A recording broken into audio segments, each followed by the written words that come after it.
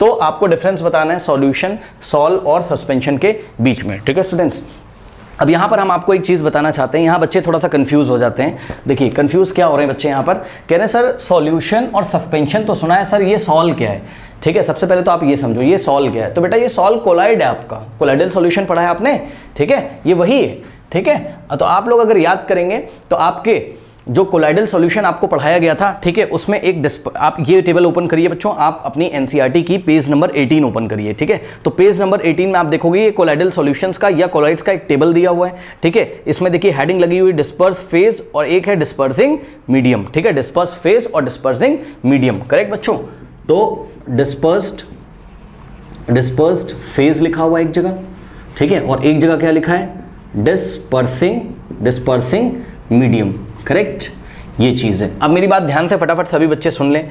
बेटा आप लोगों ने सॉल्यूशन के बारे में तो पढ़ा है ना, जैसे कि एक छोटा सा हम आपको एग्जांपल देते हैं। सॉल्यूशन क्या होता है बताइए, सॉल्यूशन होमोजीनियस मिक्सचर होता है ना। तो सॉल्यूशन के दो कंपोनेंट होते हैं, क्या क्या, सॉल्यूट और सॉल्वेंट, ठीक है ना, सॉल्यूट और सॉल्वेंट। एग्जाम्पल के तौर पे शुगर और वाटर का अगर आप सॉल्यूशन बना रहे हो बेटा, तो शुगर, ठीक है, शुगर आपका सॉल्यूट हो गया और वाटर आपका क्या हो गया, सॉल्वेंट हो गया, करेक्ट, यही चीज़ है।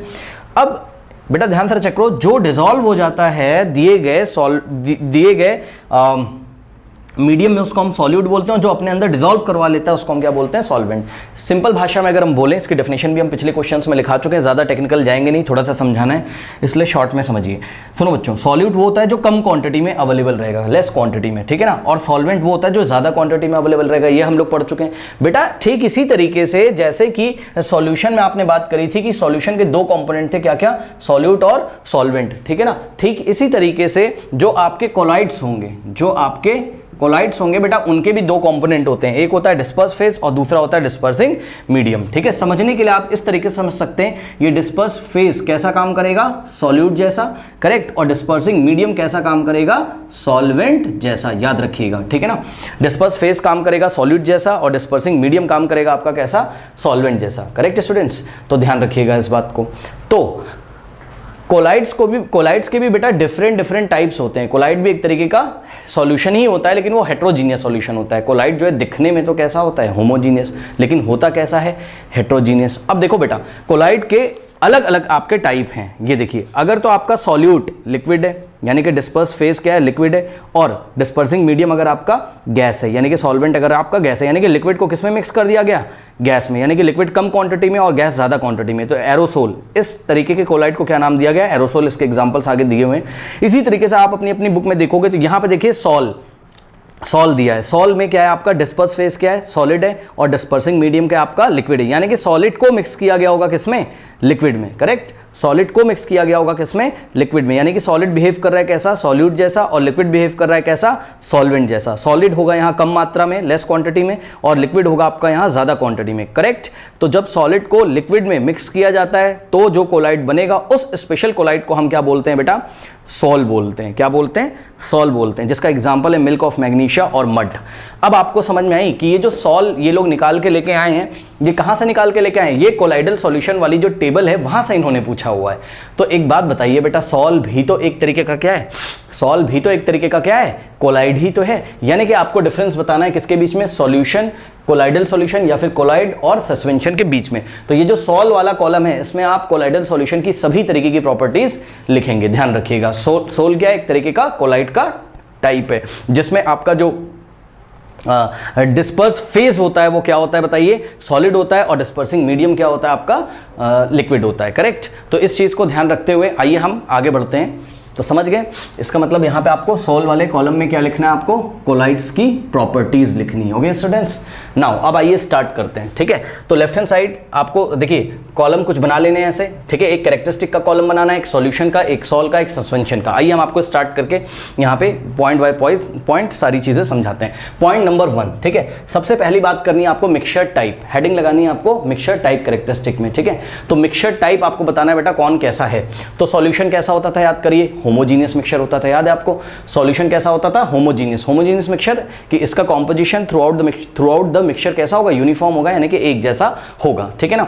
मतलब बात समझो, जैसे कि बेटा शुगर और वाटर आपने मिक्स किया था, तो जो एक मिक्सचर आपके पास तैयार हुआ था, उस मिक्सचर को आपने होमोजीनियस सॉल्यूशन बोला था। क्यों? क्योंकि शुगर और वाटर का आप जब सॉल्यूशन ले लेंगे, यहाँ पे देखिए स्टूडेंट्स एक डायग्राम बनाते हैं, ये शुगर और वाटर का आप सॉल्यूशन ले लोगे तो अगर पर यूनिट वॉल्यूम में आप चेक करोगे, जैसे ये पर यूनिट वॉल्यूम है, ये पर यूनिट वॉल्यूम है, ये पर यूनिट वॉल्यूम, जब आप चेक करोगे तो जितने आपको शुगर के पार्टिकल्स मिलेंगे उतने ही आपको वाटर के पार्टिकल्स मिलेंगे, करेक्ट। तो ये होता है आपका होमोजीनियस मिक्सचर, ठीक है। जैसे यहाँ 10 शुगर के पार्टिकल्स हैं, 10 शुगर के पार्टिकल्स हैं और 100 अगर आपको वाटर के पार्टिकल्स मिल रहे हैं पर यूनिट वॉल्यूम में, तो इस पर यूनिट वॉल्यूम में भी 10 शुगर मिलेगा और 100 क्या मिलेंगे? वाटर के पार्टिकल्स, ठीक है। तो इसका composition through out the mixture क्या है? यूनिफॉर्म रहता है सॉल्यूशन का।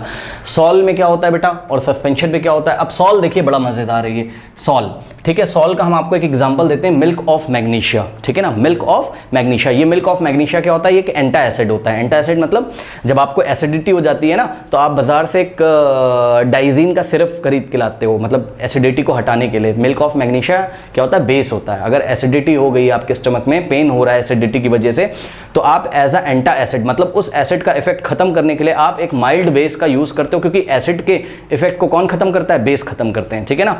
एसिड के इफेक्ट को बेस खत्म करते हैं, तो जो आप क्लास 10th में डिटेल में पढ़ोगे तो मिल्क ऑफ मैग्नीशिया का एक सॉल्यूशन आता है बेटा मार्केट में, ठीक है। उसी को आप ऐसा पी जाते हो, आपके स्टमक में जाता है तो एसिड के इफेक्ट को खत्म कर देता है, ठीक है। तो वो जो मिल्क ऑफ मैग्नीशिया होता है बेटा, उसका एक्वस सॉल्यूशन होता है। एक्वस सॉल्यूशन मतलब पानी में उसका सॉल्यूशन बनाया जाता है, ठीक है ना, जिसको कि हम इस तरीके से लिखते हैं। मैं आपको दिखा देता हूँ। मैग्नीशियम हाइड्रोक्साइड का जो फॉर्मूला है MgOH होल ट्वाइस और यहाँ एक्वस लिख देते हैं AQ का मतलब एक्वस। एक्वस मतलब कहाँ मिला हुआ है?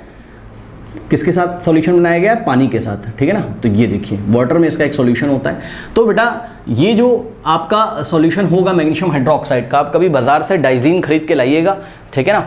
तो डाइजीन एक एंटा एसिड होता है, वो बाजार से आप खरीद सकते हो, सिरप आता है, ठीक है। व्हाइट कलर का, पिंक कलर का, लाइट येलो कलर का, डिफरेंट टाइप के उसमें कलर्स मिला दिए जाते हैं। बहरहाल आप देखो ये जो क्या होगा आपका मिल्क ऑफ मैग्नीशिया होगा, करेक्ट बच्चों। इसको आप जब ध्यान से देखोगे, ठीक है, तो देखने में ये कैसा लगेगा आपको? होमोजीनियस। ध्यान रखिएगा बच्चों, देखने में क्या लगेगा? होमोजीनियस, लेकिन है असली में क्या? ये हेट्रोजीनियस, ठीक है ना। ये अजीब सी बात है। तो याद रखिएगा आपको कोलाइड्स, आपके जो कोलाइडल सॉल्यूशन है या फिर जो कोलाइड्स हैं जिसका एक टाइप सॉल है, ठीक है। अब पूरे कोलाइड की हम बात कर रहे हैं, पूरे कोलाइड में आपका चाहे जो आता हो, चाहे एरोसोल आता हो, फोम आता हो, चाहे एमल्जन आता हो, जितने टाइप के भी कोलाइड आपकी बुक में दिए हुए हैं, देखने में तो ये कैसे लगते हैं? होमोजीनियस, लेकिन ये होमोजीनियस होते नहीं हैं, ये हेट्रोजीनियस होते हैं। याद रखिए आपके देखने से बच्चों कुछ नहीं होता है। इसको लैब में ले जाके जब हम टेस्ट करेंगे, फॉर एग्जाम्पल बेटा अगर हम इस मिल्क ऑफ मैग्नीशिया को लैब में ले आके टेस्ट करें तो ध्यान से चेक करो, इसके पर यूनिट वॉल्यूम में यहाँ चेक किया, यहाँ चेक किया, यहाँ चेक किया, यहाँ चेक किया, तो पर यूनिट वॉल्यूम में, क्योंकि ये पानी के साथ सॉल्यूशन बनाया गया मिल्क ऑफ मैग्नीशिया का, तो पर यूनिट वॉल्यूम में पता लगा बेटा यहाँ पर आपका मैग्नीशियम हाइड्रोक्साइड के बेटा 10 पार्टिकल मिले, वाटर के मिले 100। नेक्स्ट सैंपल में हमने चेक किया तो मैग्नीशियम हाइड्रोक्साइड के केवल आपको कितने 9 पार्टिकल्स मिले और वाटर के कितने मिल गए? वाटर के 100 मिल गए, या वाटर के कितने हो गए? 101 हो गए, ठीक है ना। तो यहाँ पे देखिए पर यूनिट वॉल्यूम में मान लीजिए आपको मैग्नीशियम हाइड्रोक्साइड के 8 पार्टिकल्स मिले और वाटर के कितने हो गए? 102 पार्टिकल्स हो गए। तो आप क्या देख रहे हो? पर यूनिट वॉल्यूम में जो पार्टिकल्स का डिस्ट्रीब्यूशन है वो यूनिफॉर्म नहीं है, एक जैसा नहीं है, जहाँ जैसा कि कहाँ होता था? सॉल्यूशन में होता था, करेक्ट। तो ये देखने में होमोजीनियस होते हैं लेकिन ये होते हेट्रोजीनियस है, याद रखिएगा। उसके बाद बेटा सस्पेंशन, ठीक है ना। तो सस्पेंशन क्या होता है आपका? ये तो सबको पता है, सस्पेंशन आपका हेट्रोजीनियस होता है, यानी कि इसमें जो कॉम्पोजिशन ऑफ द कंपोनेंट होता है through out the mixture same आपका नहीं होता है, करेक्ट। जैसे कि बेटा बहुत सारे एग्जाम्पल हैं हेट्रोजीनियस के, तो बहुत सारे एग्जाम्पल हैं। आप क्या ले लो हेट्रोजीनियस में? हाँ, हेट्रोजीनियस में आप सॉल्ट ले लो और सॉल्ट के साथ सैंड ले लो। सॉल्ट नहीं समझते हो? कॉमन सॉल्ट, सोडियम क्लोराइड, जो नमक डालते हो ना, टाटा वाला नमक जो आता है जो सब्जी में डालते हो, वही आपका सॉल्ट, कॉमन सॉल्ट, ठीक है। कॉमन सॉल्ट को सैंड में, बालू ले आइए, उसमें व्हाइट कलर का जो नमक होता है आपके घर में आता है उसको मिक्स कर दीजिए। जब आप उसको मिक्स करके एक ऐसा मिक्सचर तैयार करोगे, ठीक है, इस मिक्सचर को ध्यान से आप चेक करोगे बेटा, तो आप क्या देखोगे? इसके पर यूनिट वॉल्यूम में कहीं तो सैंड ज़्यादा होगा, कहीं सॉल्ट ज़्यादा होगा। पता लगा यहाँ सॉल्ट ज़्यादा है पर यूनिट वॉल्यूम में, तो यहाँ सैंड ज़्यादा है, ऐसे ऐसे होगा। यानी कि जो मिक्सचर तैयार हुआ है उसमें जो कॉम्पोजिशन है through out the mixture same नहीं है, करेक्ट। पॉइंट नंबर 2 बेटा, पार्टिकल का साइज, ये याद रखने वाली चीज़ है, इसको ध्यान रखिएगा, ठीक है। पार्टिकल का साइज जो होता है बेटा, सॉल्यूशन का particle size less than 1 nanometre होता है। जब भी nm लिखा रहेगा स्टूडेंट्स, nm लिखा रहेगा तो nm का मतलब होता है नैनोमीटर, ठीक है। जैसे कि अगर हम आपसे बोले बेटा, ध्यान से चेक कर लीजिएगा थोड़ा सा, ठीक है, इसको हम यहाँ से हटा देते हैं, हमें कुछ समझाना है, ठीक है ना। चलो मान लो बेटा कि हम आपसे बोलते हैं क्या, हम आपसे बोलते हैं 1 नैनोमीटर, हमने आपसे बोला, तो इसका मीनिंग आप लोग समझ लीजिएगा। देखिए 1 तो आप ऐसे ही कॉपी कर दीजिए, और नैनो, ये जो n है ना, इसको नैनो पढ़ा जाता है। क्या पढ़ा जाता है? नैनो। और m का मतलब तो सभी को पता है, क्या हो गया आपका? मीटर। तो 1 नैनोमीटर, करेक्ट। अब ध्यान दें स्टूडेंट्स, 1 और नैनो का मतलब होता है 10 की पावर -9। तो नैनो हटा के आप हमेशा क्या लगाया करेंगे? 10 की पावर -9 लगाया करेंगे। अब 10 की पावर -9 इंटू 1 कितना हो जाएगा? 10 की पावर -9 ही हो जाएगा, यानी कि 1 नैनोमीटर में 10 की पावर -9 मीटर होते हैं। अब 10 की पावर -9 का मतलब सभी को पता है बहुत छोटा नंबर है। कैसे? क्योंकि 10 की पावर -9 को आप क्या लिखोगे? 1/10 की पावर +9, ठीक है। अब 1/10 की पावर 9, यानी कि बेटा 1/10 की पावर 9 का मतलब 1 के पीछे 1 2 3 4 5 6 7 8 9 0 टोटल होंगे। अब सोचो 1 अपॉन और ये जो नंबर लिखा है, ठीक है, ये बहुत ही छोटा नंबर है। इसका जब आप आंसर निकालोगे तो ये 0.00000 करके ऐसा करके बहुत सारे जीरो आएंगे, वो आप काउंट करके लगा लीजिएगा, ठीक है। तो इतना छोटा ये नंबर है, करेक्ट। तो सोचो 1 नैनोमीटर से छोटा पार्टिकल होता है इसका, 1 नैनोमीटर से भी छोटे साइज का होता है सॉल्यूशन का पार्टिकल, करेक्ट। तो याद रखिएगा बेटा, ठीक है। यानी कि अगर हम एक डायग्राम से दिखाना चाहें तो 1 नैनोमीटर से छोटा, लेस देन 1 नैनोमीटर को हम ऐसे करके दिखा रहे हैं। अब यहाँ पे आइए जरा बेटा, जो आपका हेट्रोजीनियस सॉल्यूशन होता है, ठीक है, जो आपका हेट्रोजीनियस सॉल्यूशन होता है, वो हेट्रोजीनियस सॉल्यूशन का जो साइज होता है पार्टिकल, हेट्रोजीनियस कह रहा हूँ सॉरी, जो सॉल होता है, ठीक है, उसके पार्टिकल का जो साइज है वो 1 नैनोमीटर से लेके 100 नैनोमीटर के बीच में होता है, करेक्ट। अब तो आप इमेजिन कर सकते हो 1 नैनोमीटर का मतलब 1 × 10 की पावर -9 मीटर, और 100 नैनोमीटर का मतलब 100 × 10 की पावर -9 मीटर, समझ सकते हो। यानी कि ये जो रेंज है, इस रेंज में जिस भी मिक्सचर के, जिस भी सॉल्यूशन के पार्टिकल इस रेंज में आया करेंगे, ठीक है, वो सॉल्यूशन आपका क्या कहलाएगा? सॉल कहलाएगा, करेक्ट। तो ये जो मिल्क ऑफ मैग्नीशिया का एक्वा सॉल्यूशन है, अगर इसके पार्टिकल का साइज आप चेक करो तो 1 नैनोमीटर से लेके 100 नैनोमीटर के बीच में कहीं ना कहीं आता है। तो आप एक चीज़ गौर से बच्चों यहाँ देख लीजिए, सॉल्यूशन के जो पार्टिकल हैं वो सबसे छोटे होते हैं, जिसको हमने ऐसे दिखाया हुआ है। उससे बड़े क्या होते हैं? उससे बड़े आपके सॉल के पार्टिकल्स होते हैं, जिसको हम ऐसे करके दिखा रहे हैं आपको दिखाने के लिए, सही है। और उसके बाद जो आपका सस्पेंशन होता है, सस्पेंशन के पार्टिकल मोर देन 100 नैनोमीटर होते हैं, ठीक है। सस्पेंशन का पार्टिकल का साइज 100 नैनोमीटर से बड़ा होता है। अब आप समझ सकते हो, ठीक है। तो सस्पेंशन के पार्टिकल को अगर हम डायग्राम से दिखाएं तो ये ऐसे दिखाएंगे। अब आप तीनों के पार्टिकल्स को कंपेयर यहाँ पे बेटा कर सकते हो, ठीक है ना। ध्यान से चेक कर लीजिए, सबसे छोटा पार्टिकल किसका? सॉल्यूशन का, लेस देन 1 नैनोमीटर। फिर 1 नैनोमीटर से 100 नैनोमीटर के बीच में सॉल के पार्टिकल्स का साइज, ठीक है। सस्पेंशन के पार्टिकल्स का साइज कितना होगा? 100 नैनोमीटर से ज़्यादा होगा, ठीक है। अब इन पार्टिकल के साइज का बेटा थोड़ा सा फंडा आप लोग फटाफट समझ लीजिए। होता क्या है, इन पार्टिकल के साइज की वजह से ये टिंडल इफेक्ट दिखाते हैं। अब टिंडल इफेक्ट क्या होता है वो हम आपको पहले बता देते हैं। देखिए बेटा, मान लीजिए आपने कोई सॉल्यूशन लिया, करेक्ट, ये देखिए आपने कोई सॉल्यूशन लिया, ठीक है। अब वो सॉल्यूशन कोई भी आपका होमोजीनियस है या हेट्रोजीनियस है, ठीक है, वो सॉल्यूशन कुछ भी हो सकता है। तो आपने एक सॉल्यूशन लिया, ये देखिए, ठीक है। अब इस सॉल्यूशन में क्या करो, आप इसको एक डार्क रूम में ले जाओ, अंधेरे कमरे में आप इसको ले जाइए, ठीक है। अंधेरे कमरे में ले जाने के बाद बेटा यहाँ पे एक टॉर्च से लाइट मारो, ऐसा लाइट का बीम जाएगा, ठीक है।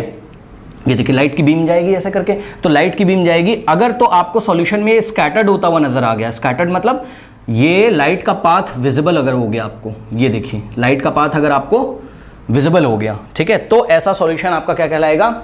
सॉल कहलाएगा, ठीक है ना। इसी को हम टिंडल इफेक्ट कहते हैं, यही टिंडल इफेक्ट। टिंडल इफेक्ट क्या है भाई?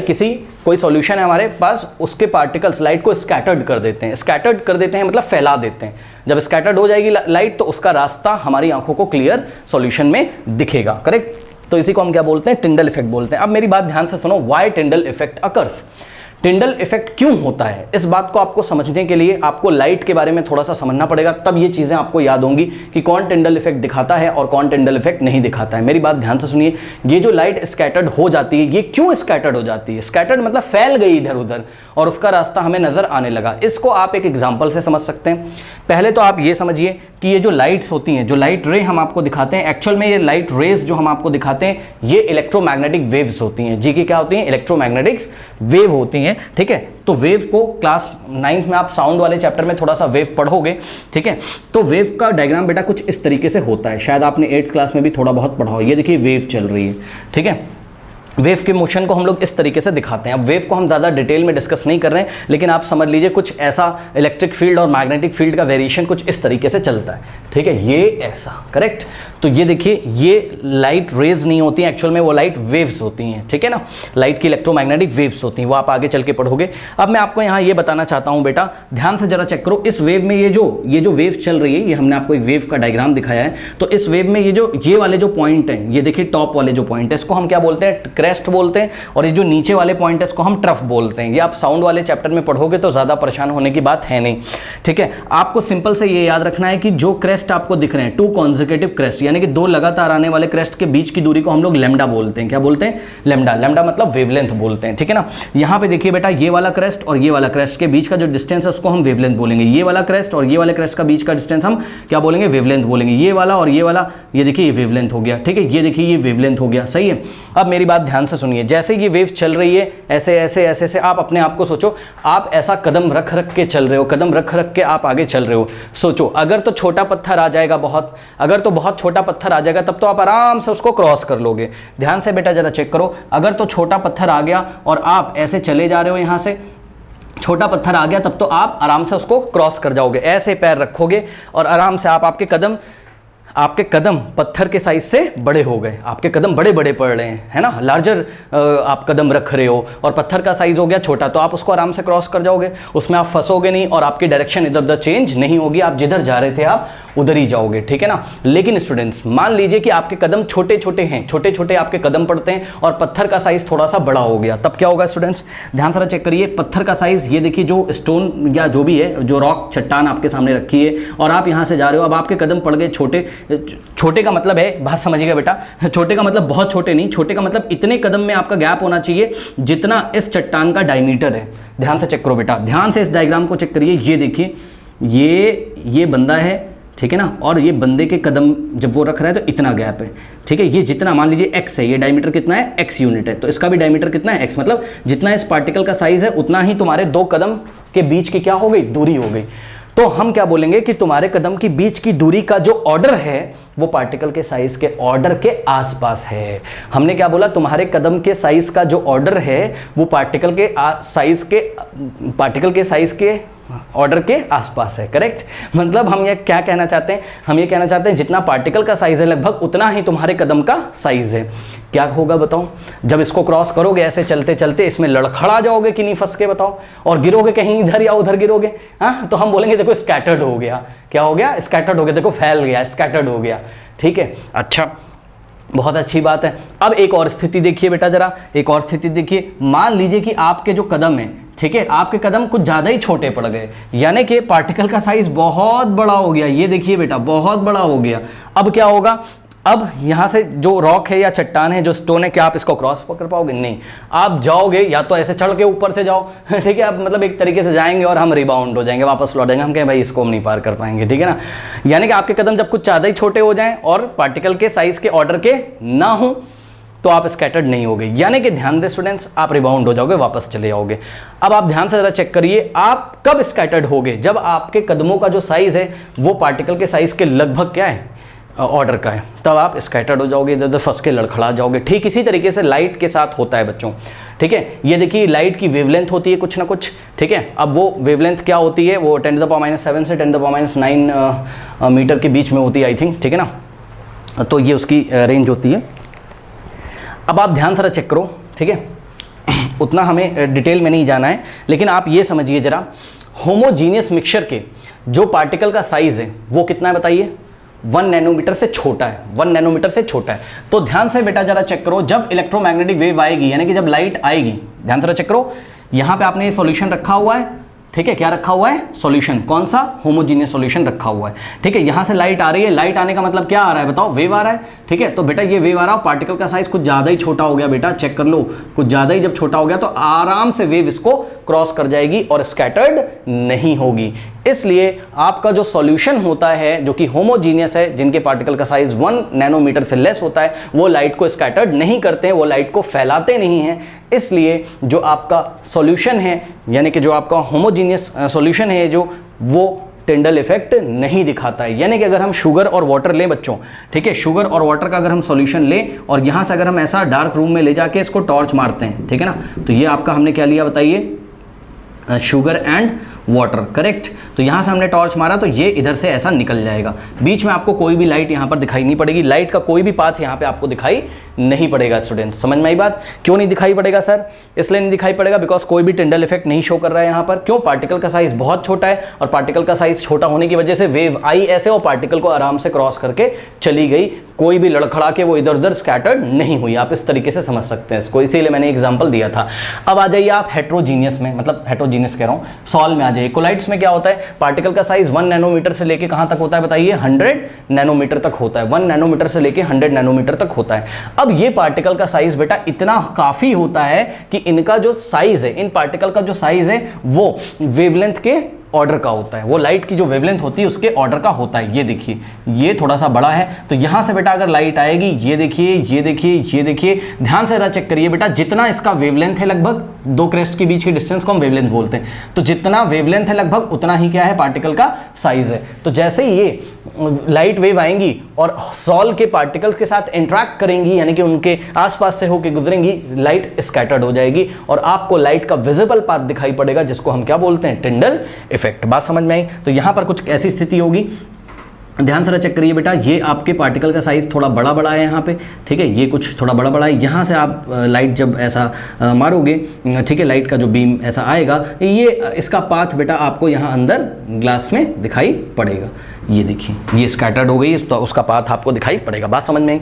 अब सस्पेंशन में क्या होता है बेटा? इसका साइज जो है वो मोर देन 100 नैनोमीटर है, मोर देन 100 नैनोमीटर है, ठीक है ना। अब मेरी बात ध्यान से सुनिए, आपकी एनसीईआरटी में लिखा है कि ये लाइट को स्कैटर्ड करते हैं, यानी कि टिंडल इफेक्ट दिखाते हैं, ठीक है, एनसीईआरटी में लिखा है ये टिंडल इफेक्ट दिखाते हैं। हाँ, आप यही मान के चलिए कि सस्पेंशन भी टिंडल इफेक्ट दिखाते हैं, यानी कि इनके पार्टिकल का साइज लगभग इतना हो जाता है, हालांकि इससे तो बड़ा ही होता है, किससे?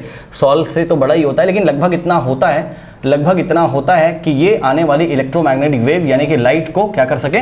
स्कैटर्ड कर सके। लेकिन स्टूडेंट्स यहां पर क्या लिखा हुआ है? पार्टिकल का साइज मोर देन 100 नैनोमीटर है, यानी कि कुछ पार्टिकल्स ऐसे भी होते होंगे, कुछ सस्पेंशन ऐसे भी होते होंगे जिनका साइज बहुत बड़ा होता होगा। सोचो, कुछ सस्पेंशन ऐसे होते होंगे जिनका पार्टिकल का साइज बहुत बड़ा होता होगा, ठीक है ना। तो अगर कुछ ज़्यादा ही बड़ा वाला पार्टिकल वाला सस्पेंशन है, तो जब इलेक्ट्रोमैग्नेटिक वेव आएगा यानी कि लाइट आएगा, तो स्कैटर्ड नहीं होगा, रिबाउंड हो जाएगा, यानी कि रिफ्लेक्ट हो जाएगा, यानी कि पीछे चला जाएगा।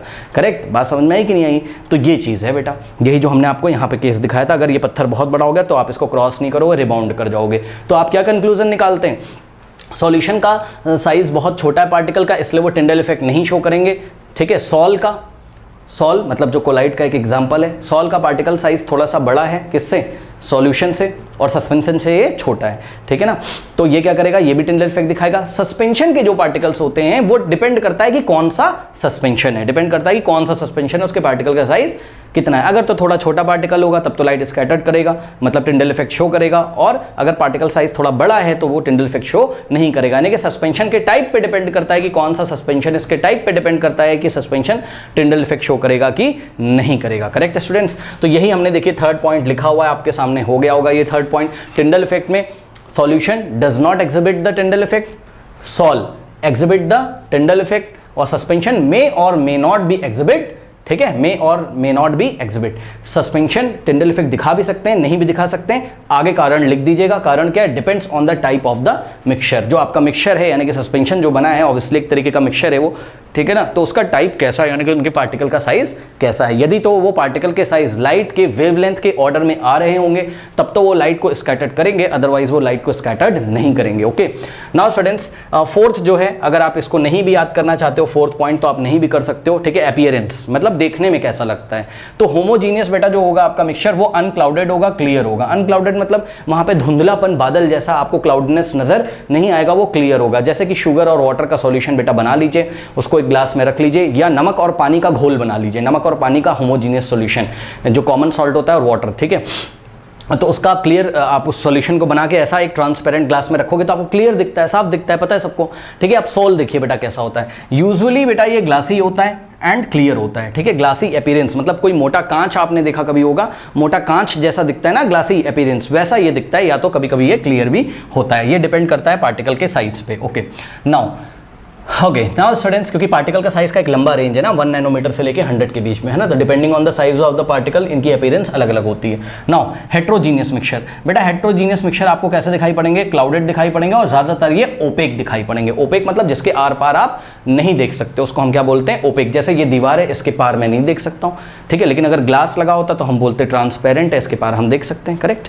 तो ये जनरली क्लाउडेड मतलब कुछ क्लाउडेड जैसा वहाँ अपीयरेंस, बादल जैसा कुछ धुंधलापन आपको नजर आएगा, और ये कभी कभी ओपेक भी होते हैं, यानी कि जिसके आर पार हम नहीं देख सकते हैं। नाउ स्टूडेंट्स, फिफ्थ देखिए जरा, फिफ्थ जो है हमारा विजिबिलिटी। ओके ठीक है, यहाँ पे होना चाहिए था क्या, विजिबिलिटी, विजिबिलिटी, ठीक है बेटा। इनकी विजिबिलिटी कैसी होती है, ठीक है, मतलब आप इसको देख सकते हो उनके पार्टिकल को कि नहीं देख सकते हो नेकेड आइज से। तो जवाब है सॉल्यूशन के पार्टिकल बहुत छोटे होते हैं, इसलिए they can not be seen bye naked eyes, ठीक है। नेकेड आइज मतलब without help of any equipment, ठीक है, जैसे कि आपने कोई माइक्रोस्कोप या अल्ट्रा माइक्रोस्कोप यूज़ कर लिया, करेक्ट स्टूडेंट। तो ये चीज़ होती है। नेकेड आइज मतलब हमने कोई भी इक्विपमेंट नहीं लिया हुआ है, माइक्रोस्कोप वगैरह नहीं लिया, नेकेड आइज से हम इसको नहीं देख सकते क्योंकि सॉल्यूशन के पार्टिकल बहुत छोटे होते हैं, not visible, they can not be seen bye naked eyes. Okay, उसके बाद हेट्रोजीनियस में आ जाइए बेटा। हेट्रोजीनियस के क्योंकि पार्टिकल्स थोड़े से बड़े होते हैं, ध्यान सारा चेक करिए, ठीक है, तो हम एक स्पेशल टाइप का माइक्रोस्कोप आता है लैब में जिसको अल्ट्रा माइक्रोस्कोप बोलते हैं। उस अल्ट्रा माइक्रोस्कोप की हेल्प से हम सॉल के पार्टिकल्स को आसानी से देख सकते हैं, करेक्ट। लेकिन नेकेड आइज से सॉल के पार्टिकल्स को आप नहीं, नेकेड आइज से नहीं देख सकते हो, लेकिन अल्ट्रा माइक्रोस्कोप से आप इसको देख सकते हो। नाउ स्टूडेंट्स, सस्पेंशन के जो पार्टिकल्स हैं, ऑब्वियसली सस्पेंशन के पार्टिकल काफ़ी बड़े होते हैं बेटा साइज में, इसको आप आराम से आंखों से देख सकते हो। जैसे कि एग्जाम्पल के तौर पर अगर हम यहाँ पे मैं एक माफ़ी चाहूँगा, मैंने शायद सॉल्ट और अच्छा ये मैंने हेट्रोजीनियस में बताया था ना आपको, हाँ तब तो कोई दिक्कत नहीं, मैंने सोचा सस्पेंशन में बता दिया। बेटा ये सस्पेंशन का एग्जांपल नहीं है, ठीक है ना, तो अभी हम आपको एग्जांपल देंगे, परेशान ना हो, ठीक है। अभी एग्जांपल, अभी और भी पॉइंट्स आएंगे, एग्जांपल देंगे। वो हमने हेट्रोजीनियस का आपको बताया था, ठीक है, एग्जांपल, ठीक है ना। ये होता हेट्रोजीनियस है लेकिन वो सस्पेंशन का एग्जांपल नहीं है, ठीक है ना। अब सुनो मेरी बात ध्यान से, देखो विजिबल विद नेकेड आइज, इसके पार्टिकल का साइज थोड़ा सा बड़ा होता है, ठीक है ना, तो आप आराम से इसको नेकेड आइज से देख सकते हो। अभी हम आपको कुछ एग्जांपल की हेल्प से भी समझा देंगे। उसके बाद नाउ स्टूडेंट, सस्पेंशन का आप एग्जांपल देख सकते हैं, ठीक है, वैसा भी मैं बताऊंगा, ठीक है। सस्पेंशन का एग्जांपल है चॉक पाउडर विद वाटर ले लो आप, ठीक है, चॉक पाउडर, चॉक जिससे लिखते हो व्हाइट बोर्ड पे, उसको वाटर में मिक्स कर लो, हाँ, चॉक ऐसा पीस लो अच्छे से, उसको हैमर से मार के, जब पाउडर बन जाए तो उसको वाटर में डाल दो। तो ये क्या सस्पेंशन है जिसको नेकेड आइज से आप देख सकते हो, है ना, तो किसी भी माइक्रोस्कोप वगैरह की जरूरत नहीं पड़ेगी। तो एक एग्जांपल हो गया। उसके बाद बेटा बात करते हैं कि इसकी डिफ्यूजन की। डिफ्यूजन का बहुत सारे बच्चों को मतलब नहीं होता है। डिफ्यूजन का मतलब होता है the spreading of a substance और mixture of a substance with another substance due to motion of its particle. मतलब इसको एक एग्जांपल से समझते हैं, चैप्टर नंबर 1 में डिटेल में पढ़ाया हुआ है। ध्यान से बेटा जरा चेक करो। मान लो कि हमने यहाँ पे पानी लिया हुआ है, वाटर लिया हुआ है, करेक्ट। तो वाटर अगर हमने यहाँ लिया हुआ है, वाटर में आप थोड़ी सी इंक डाल दीजिए, इंक है ना, ब्लैक कलर का इंक डाल दो, ये 2-4 ड्रॉप इंक डाल दो। जब इसमें इंक डालोगे आप देखो धीरे धीरे इंक के पार्टिकल इसमें अपने मोशन के कारण पूरे पानी में ऐसे फैलने लगते हैं। इसी को हम क्या बोल रहे हैं, डिफ्यूजन बोल रहे हैं, ठीक है। तो डिफ्यूजन आपको कहाँ सबसे ज़्यादा देखने को मिलेगा, सॉल्यूशन में। तो सॉल्यूशन में आपको रैपिड डिफ्यूजन देखने, रैपिड मतलब बहुत जल्दी जल्दी डिफ्यूजन यहाँ आपको देखने को मिलेगा, ठीक है। मतलब कि आप एक एग्जाम्पल भी ले सकते हो बेटा कि ये जो शुगर प्लस वाटर का सॉल्यूशन था, ये सॉल्यूशन का एग्जाम्पल है, ठीक है ना। तो इसमें 2 ड्रॉप इंक डाल दीजिए, आप देखिएगा कितनी तेजी से इंक इसमें फैल जाएगी। यानी कि सॉल्यूशन में डिफ्यूजन सबसे तेजी से होता है। अब सस्पेंशन में जो डिफ्यूजन है वो वेरी स्लोली, सॉरी हाँ सस्पेंशन नहीं, सॉल में जो डिफ्यूजन आपको देखने को मिलेगा वेरी स्लोली देखने को मिलेगा। आप डाइजीन जो मार्केट में आता है ना, डाइजीन मिल्क ऑफ मैग्नीशिया, कभी उसका बॉटल लेके आइए, थोड़ा सैंपल किसी ग्लास में निकाल लीजिए जरा सा, और उसमें 1 ड्रॉप इंक डाल के आप देखिए, ट्रांसपेरेंट ग्लास लीजिएगा, ठीक है ना। तो ये देखिए यहाँ मिल्क ऑफ मैग्नीशिया रखिए और इसमें 1 ड्रॉप इंक ऐसा डालोगे आप, तो धीरे देखोगे इंक धीरे धीरे घंटों बाद इतने रीजन में फैलेगा वो इंक, इतने रीजन में डिफ्यूज होगा। तो यहाँ डिफ्यूजन बहुत स्लो होता है, करेक्ट।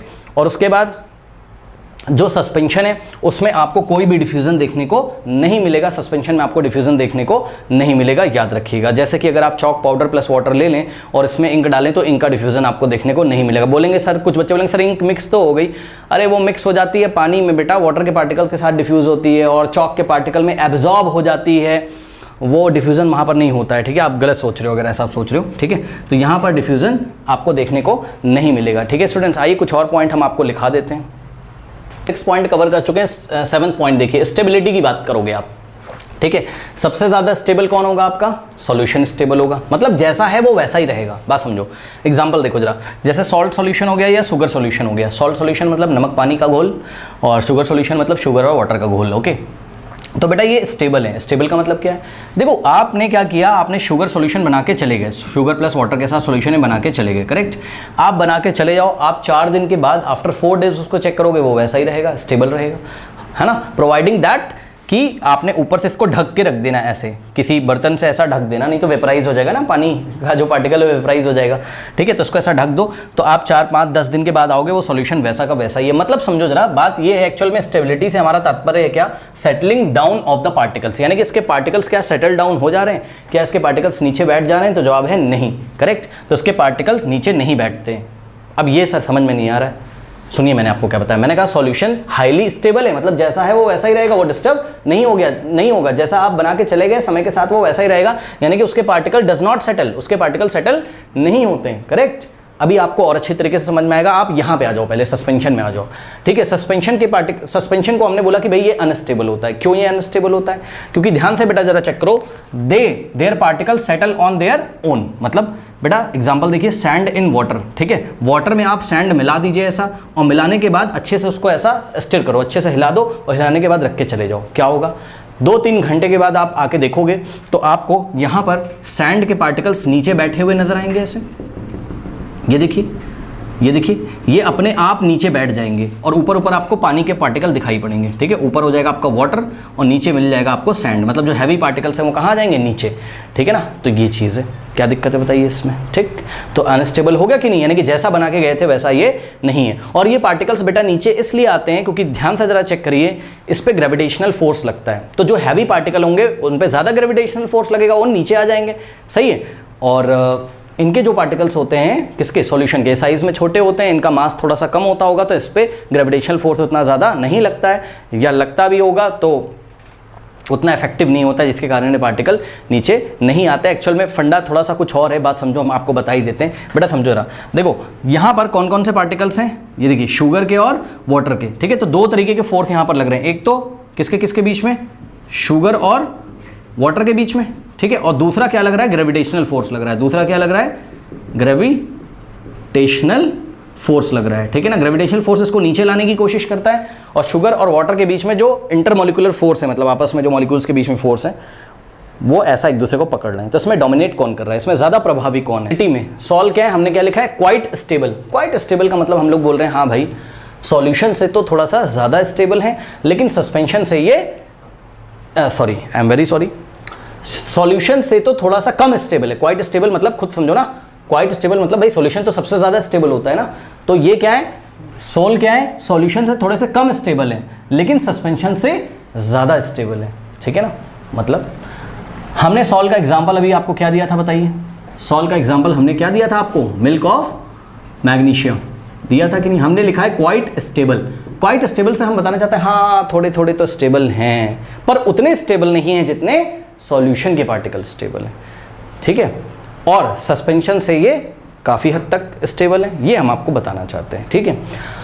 तो बेटा मिल्क ऑफ मैग्नीशिया जब आप बाजार से खरीद के लेके आते हो, जो एंटा एसिड होता है, ठीक है ना, तो जब आपको बोला जाता है कि भाई इसको पीना है, तो उसमें लिखा क्या रहता है?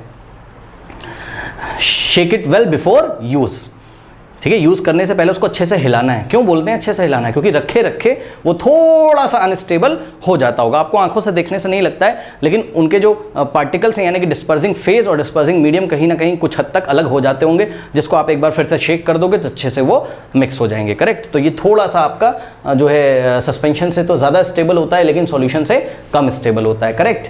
तो ये चीज़ है यहाँ पर, ठीक है। अच्छा चलो बहुत बढ़िया। तो इसका मतलब जो सॉल के पार्टिकल्स हैं, ठीक है, अगर इनको सेटल डाउन करना है, इनको अगर अलग करना है, तो ये अपने आप एग्जैक्टली पूरे अलग नहीं होंगे, आपको एक स्पेशल टेक्निक का यूज़ करना पड़ेगा, और उस टेक्निक को हम क्या बोलते हैं? Centrifugation technique. क्या टेक्निक है ये? सेंट्रीफ्यूगेशन टेक्निक, ठीक है। सेंट्रीफ्यूगेशन टेक्निक में हम क्या करते हैं, हम आपको आइए बता देते हैं बेटा। सेंट्रीफ्यूगेशन टेक्निक में हम टेस्ट ट्यूब लेंगे, ये देखिए 1 2 और ऐसी हमने टेस्ट ट्यूब ली 1 2 3, ये देखिए ये हमने ऐसी टेस्ट ट्यूब ली। इन टेस्ट ट्यूब में हम सॉल्व